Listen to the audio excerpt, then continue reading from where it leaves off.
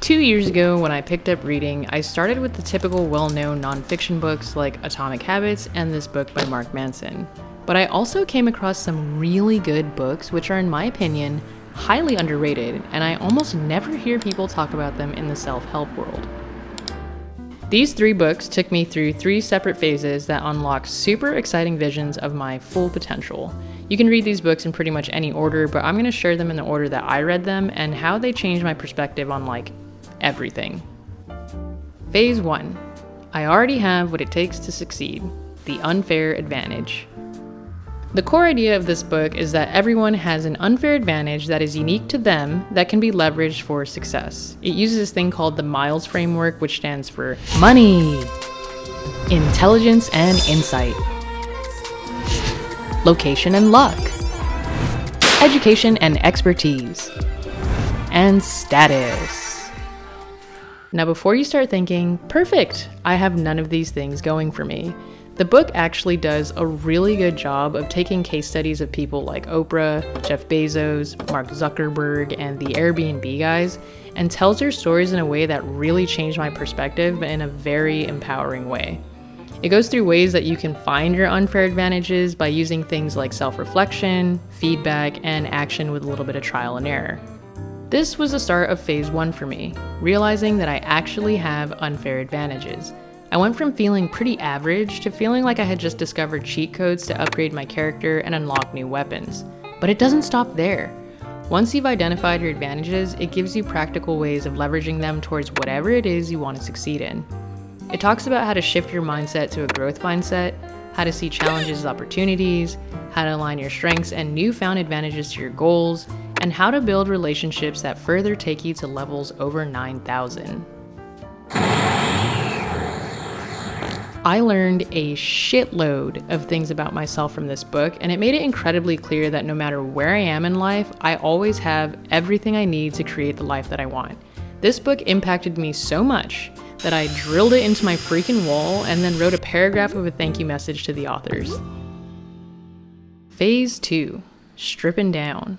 So after I went through the first phase of discovering my unfair advantages, I kind of went crazy with it. I took up an on-call job on the weekends, committed a strict YouTube schedule, picked up professional organizing, started learning how to create websites, all while working full-time, doing work from home, getting 8 hours of sleep, and trying to be a good family member and friend. And then I came across Essentialism, the disciplined pursuit of less. If there's one book that opened my eyes to how inefficient I was being towards pursuing my goals, it was this book. It's about making the wisest possible investment of your time and energy in order to operate at our highest point of contribution by only doing what is essential.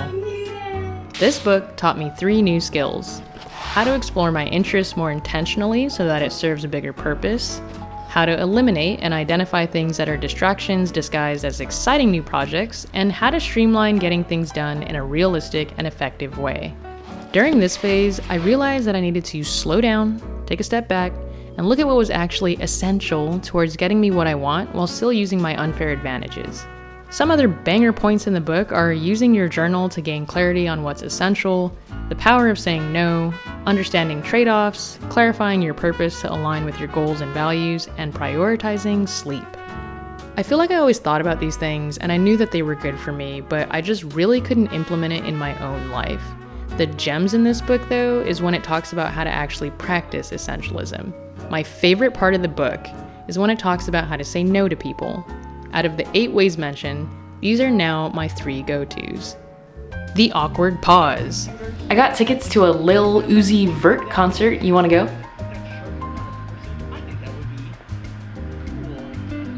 Okay, I'll take that as a no. Saying, let me check my calendar and get back to you. And saying no with humor. Hey, you wanna go with me to a White Claw tasting event? No, absolutely not. I read this book shortly after overcoming burnout, and boy do I wish I had read it sooner. Regardless, it has helped me use my unfair advantages in a more focused manner and lowered my risk of doing things with low return on my time and energy. If you're a workaholic, a people pleaser, take pride in multitasking, or lack sleep and want to do less but better, consider this read. Phase 3. I can literally do anything. And now for the book that has opened my mind to new possibilities and elevated my entire view on reality.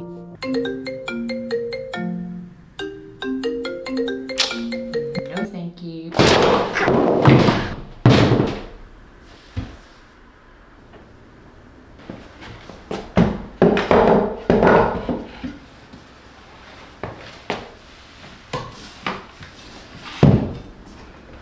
This video is sponsored by Skillshare.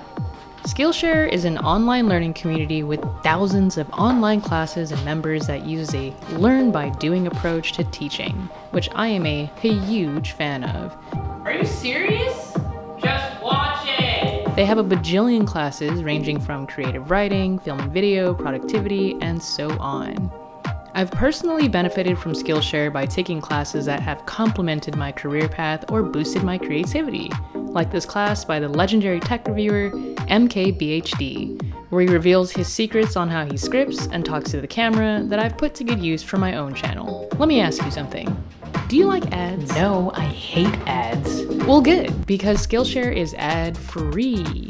Right now, I've currently got my eyes on ChatGPT for creatives to help me save some time with the more mundane side of content creation. But I'm also eyeballing these courses on Procreate to help me step up my sticker making game.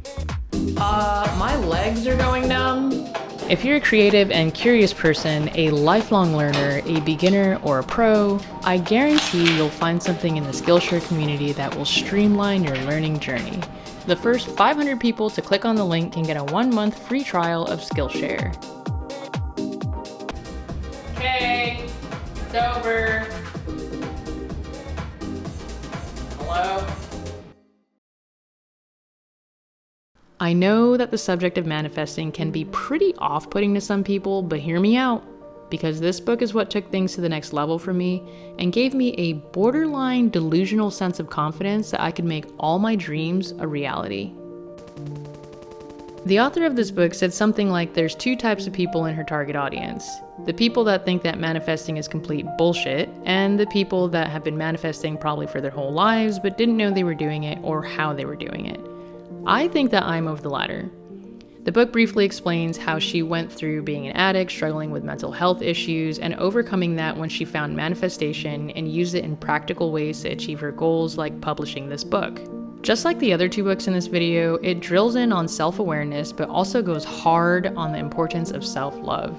Her 7 steps explain how to improve your ability to take control of your life with your mind and actions to manifest things and experiences that seem way out of your control. She includes evidence-based practices like journaling exercises, visualization activities, affirmations, and it's all written in a really pleasant but convicting tone. My favorite steps are on removing fear and doubt, overcoming tests from the universe, and trusting the universe. These steps really calmed a lot of my anxiety around things that are out of my control, and I began to truly address limitations in my thinking and actions to unlock my full potential.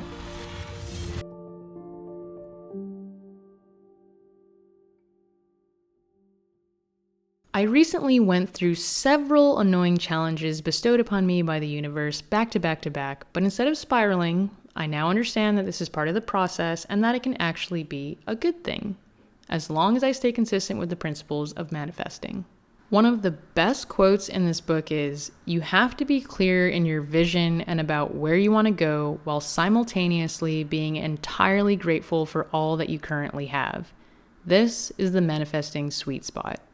To me, this was a much more meaningful way of saying enjoy the journey. But now that I think of it, I have to admit, I actually was one of those people that associated the term manifestation with woo-woo bullshit that people just said when they wanted unrealistic things.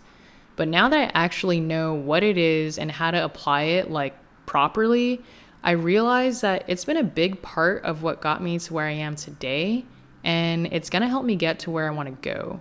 The combination of this book with the other 2 books has really just elevated my vibes, my thinking, the possibilities, and got me really excited for all the new things to come, while having a deeper appreciation for where I'm currently at now. Because once upon a time, I wished for everything that I have.